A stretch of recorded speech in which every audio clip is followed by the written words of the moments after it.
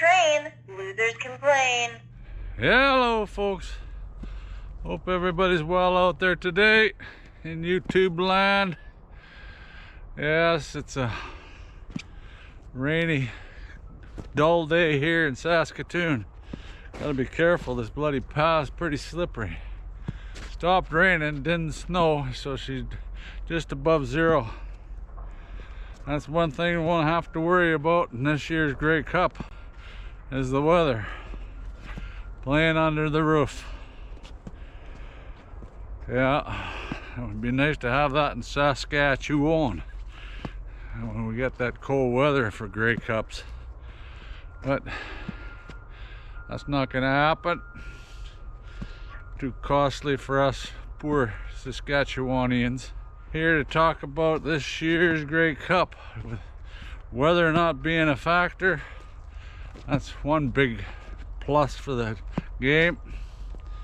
I hope she's a barn burner, but right now they're, I don't know, I checked, I think they're 9-point favorites at one time, the Blue Bombers, and I'm going, boy, that might be a good bet.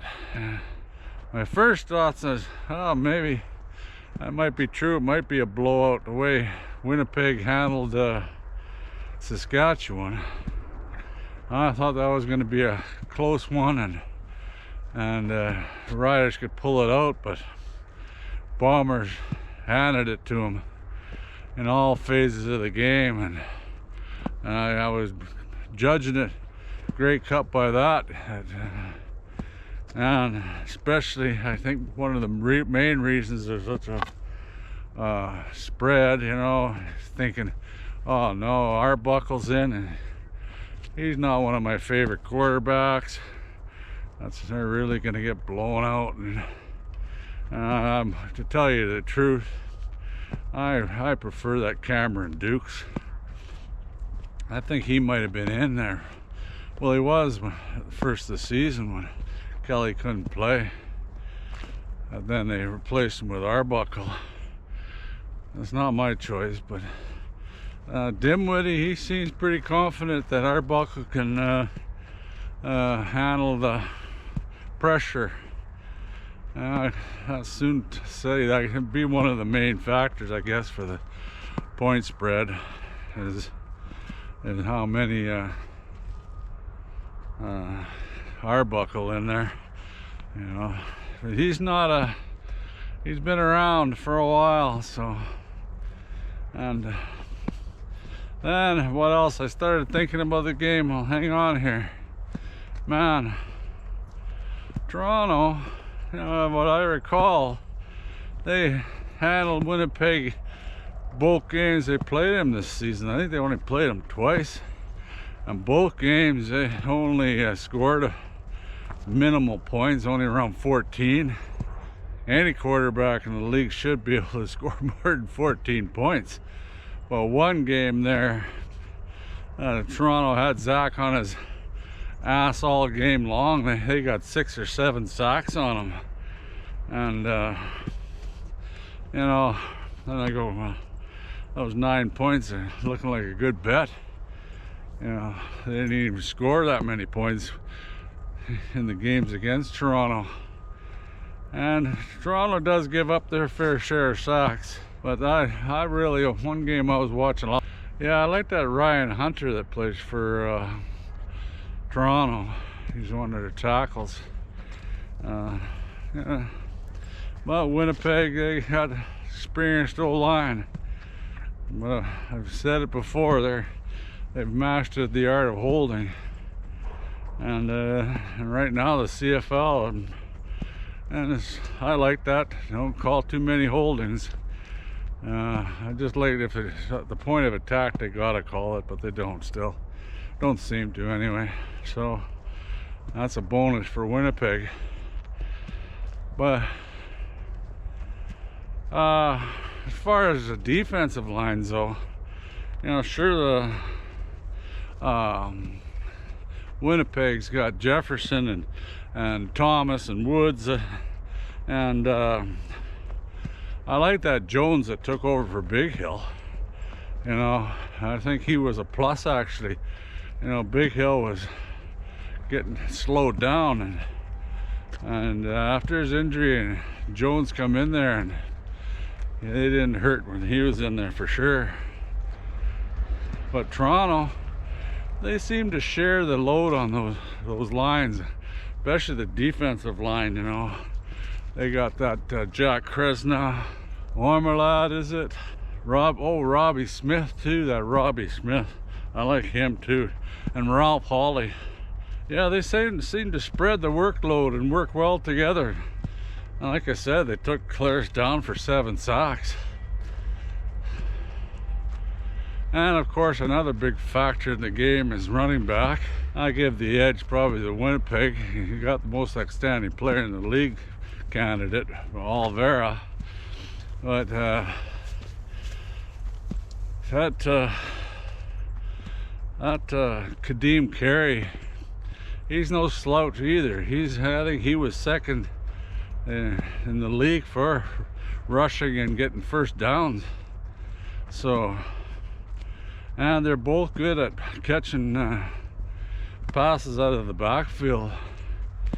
And I think Carey has a better open field moves, but Oliveira, he's gonna be a factor.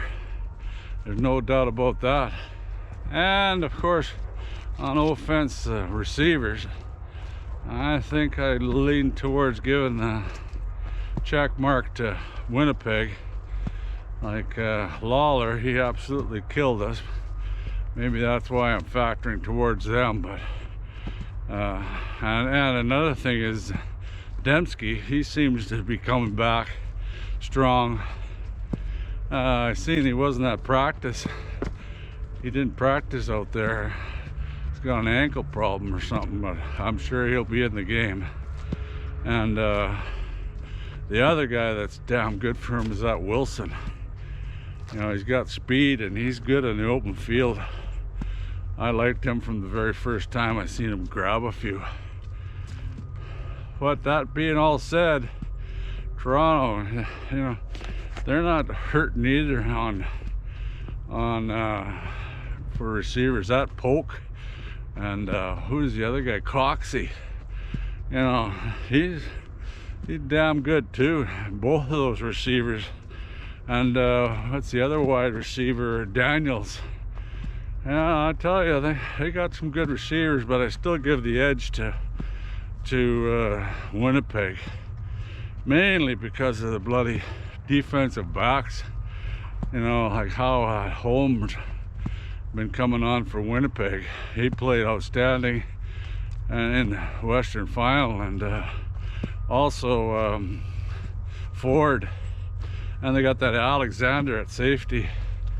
You know, they got a good package back there, so that's why I'm giving the receivers and the DB check marks to Winnipeg. Like I said, I'm probably a bit biased to Winnipeg because I want them to win, but that's just the way I see it. Like Toronto's got that Franklin, and like I said, I didn't watch a lot of as closely the games with Toronto as much as I did Winnipeg, so I don't know as much about the Toronto players. But obviously, you know, I know they got one hell of a good defense, and especially, you know, like all season long they've been pretty bloody consistent. I think they were second in the league for takeaways. That doesn't surprise me with Mace being was there before he came to the Riders, and a lot of that system's still going in Toronto. What else? I guess I'd give the edge in special teams to Toronto. They got that Jerry on Grant. They got him, and he broke one in the Eastern Final, and he's a threat every time.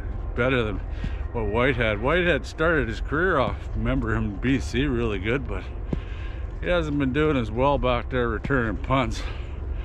And their field goal kicker I think he had the best average in the league, that Halawaduku or whatever his name is. They're both good field goal kickers, and if I remember right, the punter, I think he averages more than Winnipeg too. So I give the special teams to Toronto.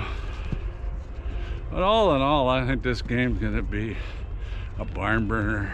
I hope so anyway. It'll be good for the CFL. Hi, how you doing? No, it's okay. I can't remember where I was. I stopped and chatted with this lady I talk to all the time on the path here. She knows her football, and she's actually from Winnipeg, but she's a diehard Rider fan now. And she's from Winnipeg, but she's pulling for Toronto in the final.